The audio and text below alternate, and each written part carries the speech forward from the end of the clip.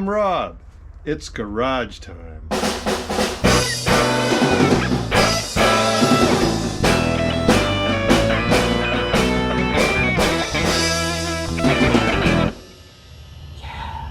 Okay, see you later, bye.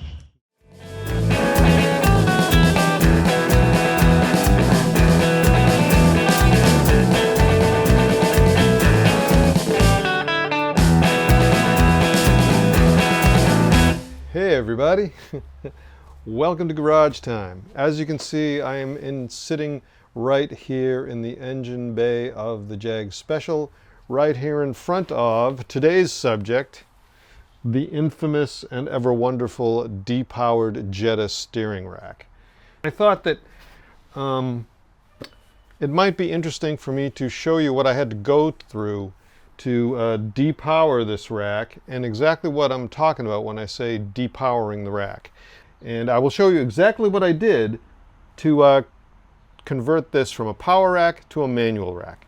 I've got diagrams. So come on in here, lean over my shoulder, and I'll show you what I'm talking about. Okay, here we are in the shop. It has transitioned from a bright, sunny, hot day to a sort of dismal, cloudy day with thunderstorms in the forecast. So I'm here giving you a little bit of an explanation of how rack and pinion steering works and the differences between a manual rack and a power-assisted rack. Okay, so now if you already know those differences, if you're already familiar with how rack and pinion steering works, then you can just scroll on over that way to where I'm taking things apart. Don't worry, it won't bother me. I don't mind if you skip this part. But for those of you who have a few questions about what rack and pinion steering is, or how things work, or what the differences between a manual and a power assist rack are, hang around and I'll try not to make it too pedantic and boring, because I'm a giant nerd who likes to explain things and really geeks out on the technical details. So what we've got here are a Triumph Spitfire manual rack and a power-assisted rack from the XJ6 Jag Special donor. And they've got fundamentally the same parts. Of course, the housing that everything assembles into, a pinion gear that engages with the teeth, I have to roll this over, with the teeth on the rack bar itself, and then some seals to keep dirt and grease out, and then there's a bushing at this end to locate the rack bar in the center of the housing. There's one here and there's one here, and then right here, I have to flip this over again, oh no, go this way.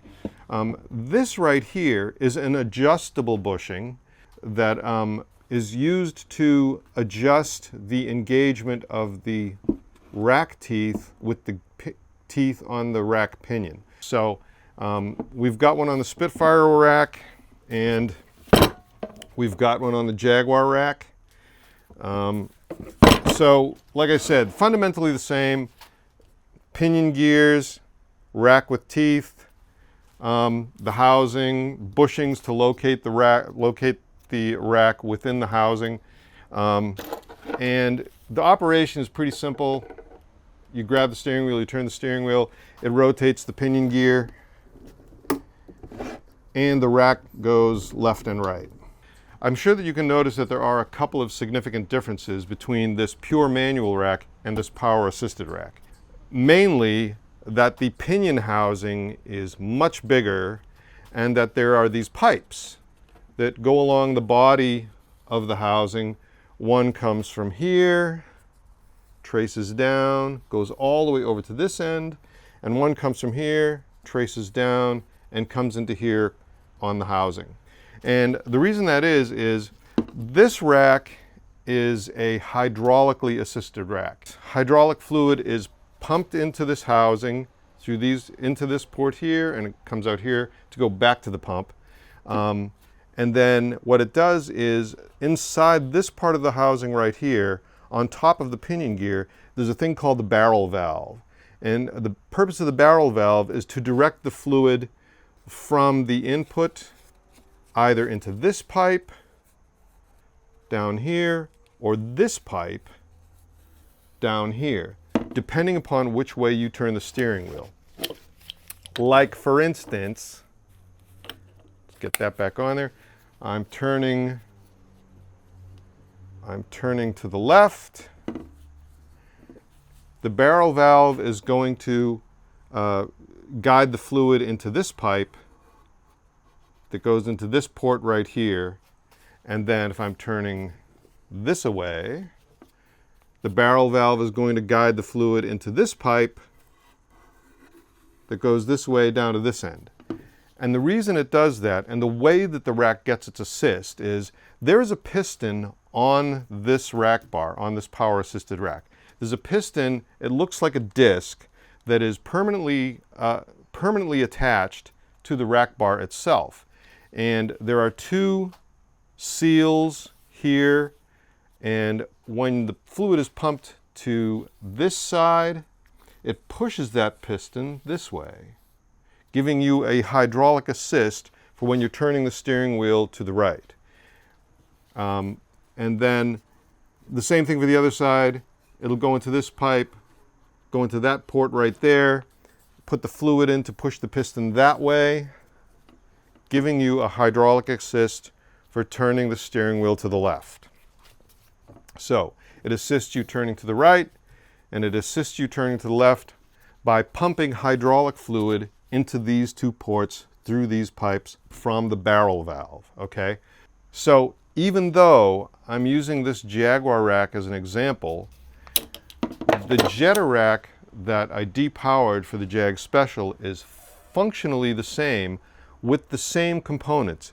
So let's go look at that Jetta rack, and then we'll look at the diagram, and I'll show you what I got to do to convert that Jetta rack from power assist to manual, thus depowering the rack. Alrighty then. So here we have the Jetta rack mounted in the front of the Jag Special, and here's the pinion gear housing. Here's the barrel valve segment. Here's the actual pinion gear. Right there is the adjustment for the press bushing that pushes the rack into engagement with the gear. The piston would have been in this section right here. Right here on this boss, this is where the pressure pipes came out to go into the ports on the body of the rack.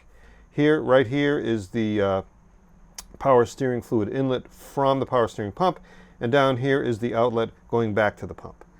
So same functionality, same parts, different details in architecture. Why, you might ask, are we looking at the engine of the three-wheeler?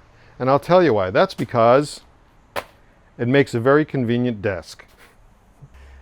So in order to depower a rack, what I have to do is get rid of all the stuff that deals with the hydraulic assistance that this system gives to the driver turning the wheel manually. We got to pull the pinion gear and barrel valve out and then get rid of these seals. These seals will cause a lot of drag when you're turning the steering wheel manually. Then we got to get rid of these two seals. Those cause drag on the rack. And then most importantly, we have to pull the entire rack bar out of the housing and delete the rack piston. And the way that I'm going to do that is just cut it and hit it with a hammer. And then the other thing that I need to do is cut off these two ports from the housing and then weld them shut. That would be a source of dirt and water getting into the rack, and we can't have that now, can we? So, yeah, that's the story. That's how I'm going to depower the rack. That's what the work that I've got to do. So let's now jump back in time to February 23rd, 2022, when I began the disassembly process of the Jetta steering rack.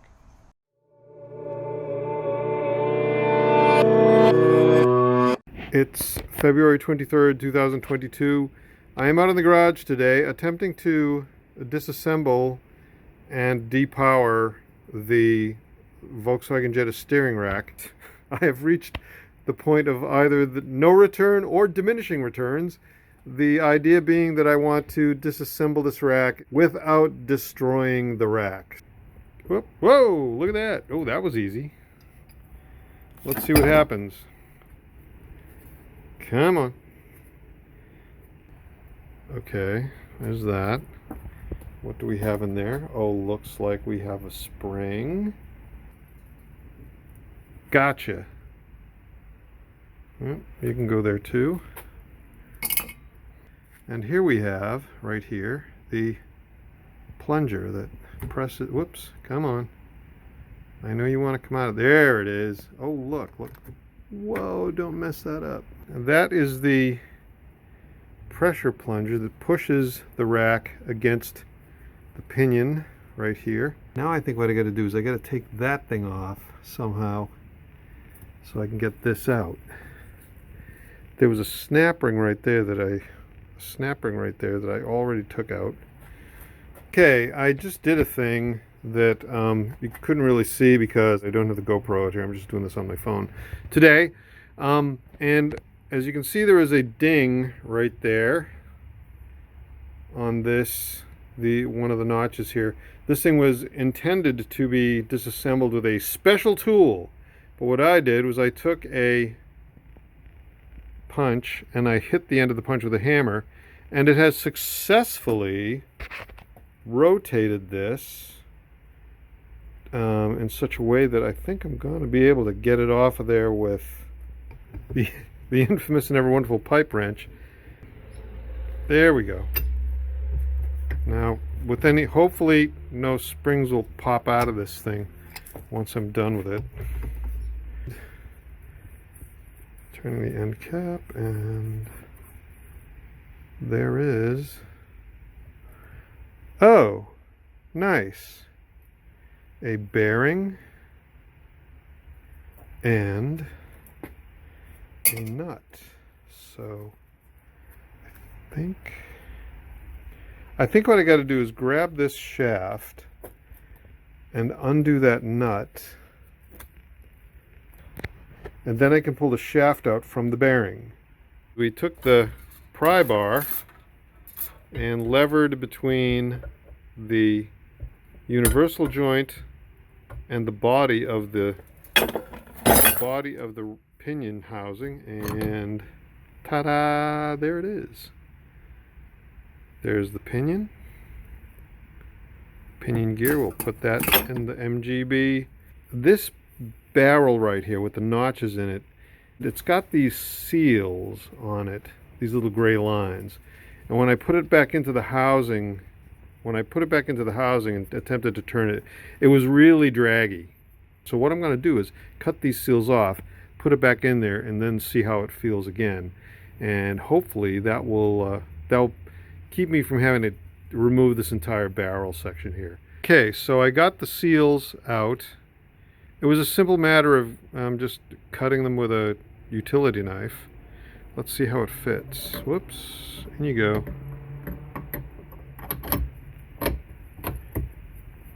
Oh, that went in more easily, and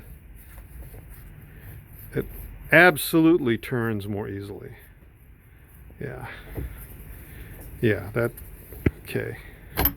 It absolutely turns more easily. So that's a success. I'm not going to take the barrel valve off of the steering shaft pinion. Now all I got to do is get the rack out so I can get that piston off of the rack. What you are looking at is the free end of the steering bar, of the rack bar inside the steering rack housing. And what you see down in there is the bushing that locates the steering rack bar inside the housing, provides it a guide on the passenger side, and lets it move back and forth, and also acts as a stop and a seal surface internally for the power rack. And what we have to do is take that bushing and turn it until we expose right there. You can see that slot. And it looks like there's a little piece of wire in the slot, and there is. And that wire fits into a groove in the housing and a groove on the outside circumference of that bushing. And the way you get it out is by turning the bushing until you see the end of the wire in that slot right there. And then you pry the end of the wire up, turn the bushing in the opposite direction so that the wire extrudes out of the slot until you get to the part where the wire is bent down into a hole inside the bushing. Then you pull it out, the bushing pops out, and the rack bar comes out with it. Now, I have seen some methodologies online where you stick a drift down in there and then bang on it with a hammer, but this is deep enough that I really don't want to do that, because I don't want to mangle the outside edge of the flange where the bellows will seal. And even though this rack isn't going to be power anymore, I do want to keep dirt and debris out of it. So what I'm going to do is one of my favorite things. It's time to make a tool. What have we here? Oh, look at this. This is a piece of, this is a piece of 1 1/4 roll bar material. Let's see, this might be perfect. This might be perfect. So down we go. Oh yeah, look at that. So now all we got to do, we're going to make some cuts so we make and create those tabs, and then weld a handle onto it, and we'll be able to twist the thing. We'll be able to twist the bushing. The thing, which is a bushing. Yeah. So as always, I took some measurements and I made a tool from that piece of roll bar tubing, which happens to be SCCA legal stuff. So it's 1.5, I said 1 1/4, but it's actually 1.5 inches in diameter with a 95 thousandths thick wall. And so when I measured the bushing, what I found was that the tab needed to be 145 thousandths wide and between 150 and 155 deep. And then the depth that I needed was 1.6. And that little chunk of tube that I pulled out of the metals bin, that I pulled out of the scrap pile on my metals bin actually, was just the right height. So let's once again travel back in time to where I built the tool on the 15th of March 2022.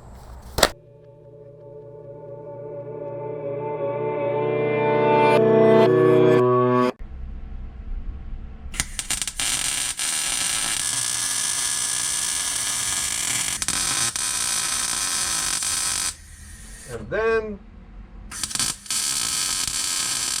the wire brush. Oh yeah, that looks good. That looks real good. Let's go try it out. There's the end of the wire. Put the tool back in there. Now I'm going to have to poke that out with a screwdriver so that I can get the wire to extrude out of the slot and over the body of the steering rack housing. Let's put a camera in position so that we can see that happen.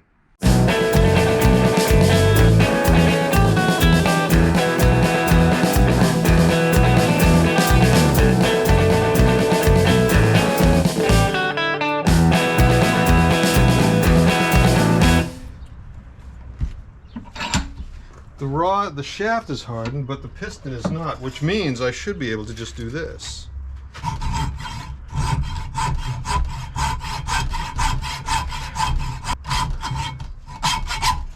And then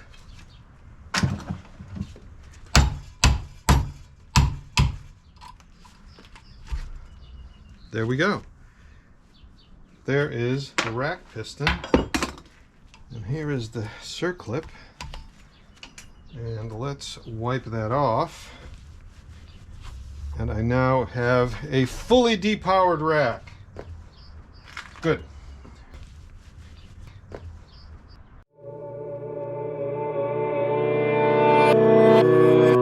Decided I did not need to take a ride to the auto parts store for more brake clean, because what I have instead is my can of preparatory salt, prep salt. Let's pour a little cup of this. Spray paint can lids make excellent cups, even though they have a little thing in the middle. There we go, there's some of that. Try not to spill it on myself because it stinks. Close the can, down on the floor with the rest of the junk. Let us have a go. Ooh, that looks good. This is going really well. This is cleaning up nicely. I'm pleased to say that my prep sol idea was a good idea. One of a few of my ideas are good. They're not all terrible. So I'm going to continue with my cleanup, and I'll show you the finished result when it's done. I think the cleaning work is done. Weld these shut, then I can clean this off, give this a prep sol, and throw some paint on it. I'm going to mask this so that I still have the Volkswagen data tag on the steering rack, because that'll be cool. So yeah, more work to do. So, I don't get enough TIG practice, he said. Away we go.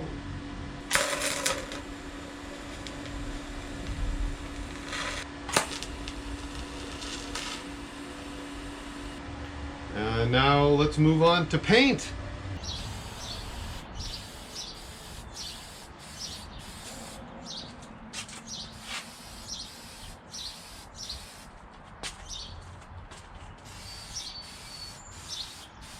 Yeah, looking good. We got the rack cleaned and painted in this lovely hammered copper that I really like. So what we got to do is clean up all this business here. I don't know that you really want to see all of that, but I'm going to go through that, and then we'll start putting this thing together. What I do need are the parts, and the first thing that we're going to do is put the rack bushing back into the housing. Fit that in there. Take another hammer. There we go. We have the infamous and ever wonderful stop ring with its wire catch that is going to go in through there and get dragged around. I'm going to give you just a little teeny bit of help.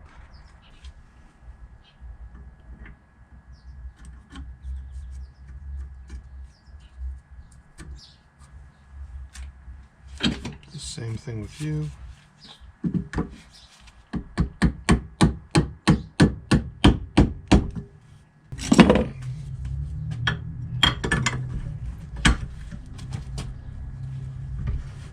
There's a hole in that in that bushing.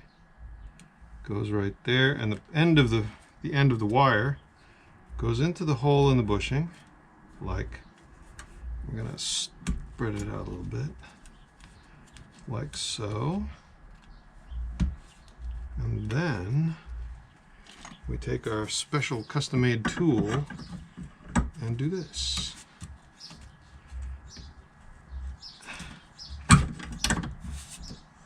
Yeah. In you go. The wire gets wound around until we are captured, and there it is.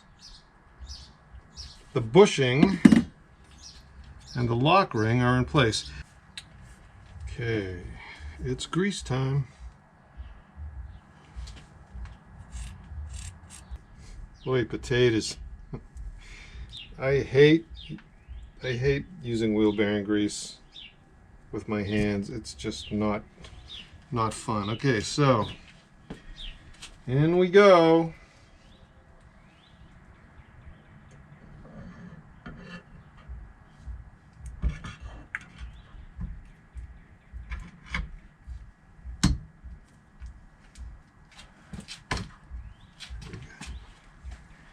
Now what I want to do is put more on this side. Put that in like so. Now, the barrel valve. Grease up the teeth. In you go. There. Look at that, will you? The top bearing right there. That looks good. In you go.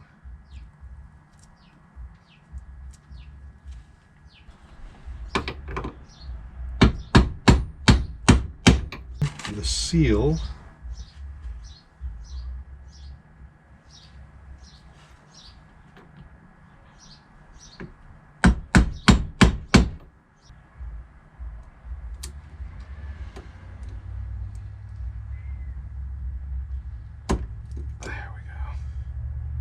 Snap ring. That looks pretty good. Oh yeah.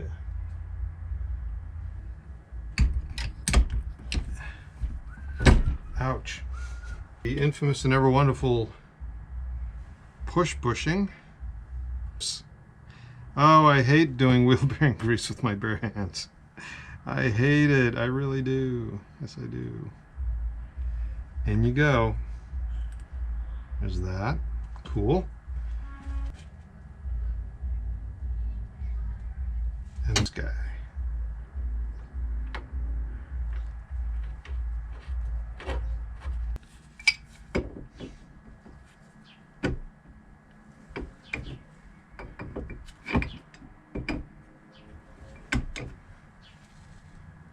Oh, look at you.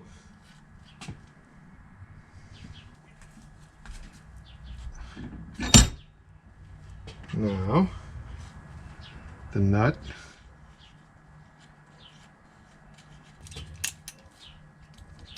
$15 mm. And then, in order to hold it in place so that I can tighten the nut, the part of the steering shaft that connects to the input on the rack. Put the nut through. We take this and we use it to hold the end. Come on.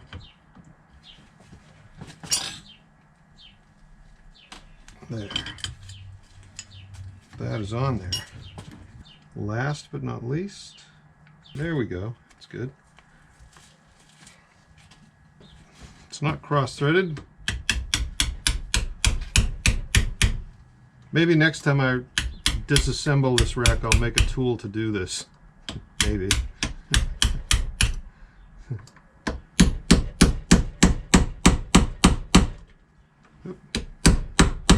How do we know when it's tight enough? The slot starts to deform. Put it in the back in the vise like so. And we have a successfully depowered Volkswagen Jetta steering rack. Cool. So anyway, what we've got today are new steering rack bellows, and I'm going to put them on. I thought I would show you this one little trick that I have.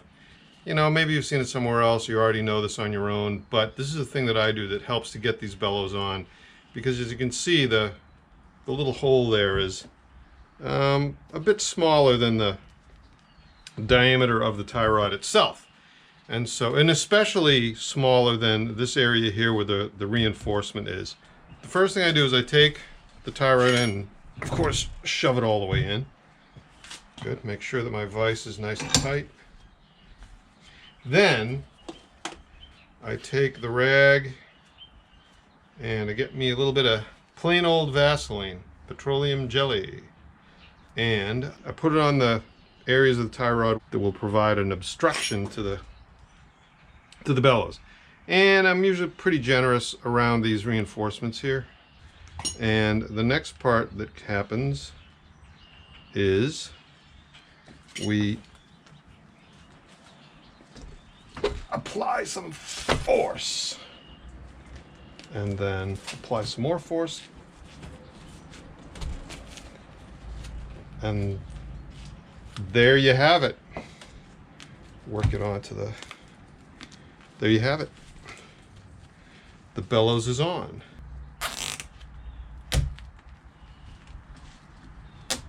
There. Let's get rid of the excess. Uno, dos, et voila ici. We're done. I pronounce this steering rack ready for installation. Cool. So that's that. That's my little trick for putting bellows on. Grease it up. Use some Vaseline. It works great.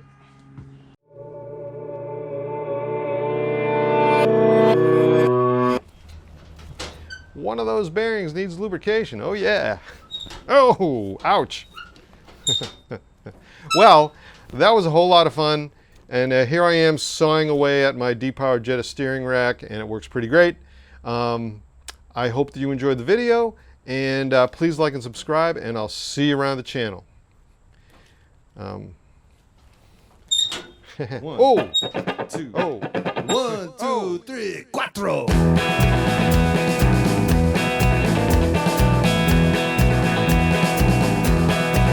Well, my daddy, he raised stock cars a long, long time ago at New England's fastest quarter mile, doing old Westboro Road. He and Mom would rally around in their MGTD, but they bought a Porsche 356 to you, my mom and me. I was raised by gearheads, this apple fell not far from under daddy's tutelage, messing around with cars.